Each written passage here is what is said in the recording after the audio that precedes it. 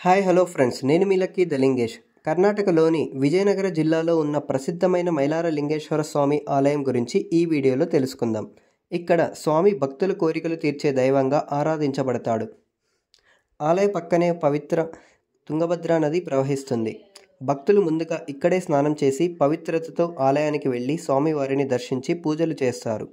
మైలార ప్రత్యేకతలో ఒకటి రాయి ఎత్తడం. మొదట కోరిక ప్రార్థించి రాయిని 3 సార్లు ఎత్తాలి.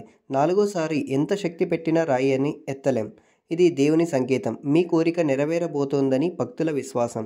ఇంకా మరో ప్రత్యేకత వేషధారులు, భక్తి, సాంప్రదాయం కలిసిన అద్భుత దృశ్యం.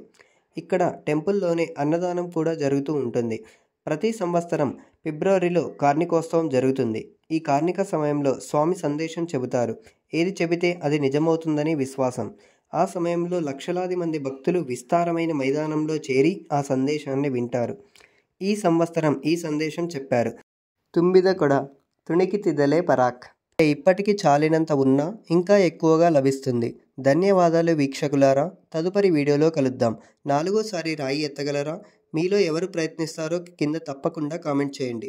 లైక్, సబ్స్క్రైబ్ చేయడం మర్చిపోకండి. నెక్స్ట్ వీడియోలో కలుద్దాం. Thank you. బాయ్.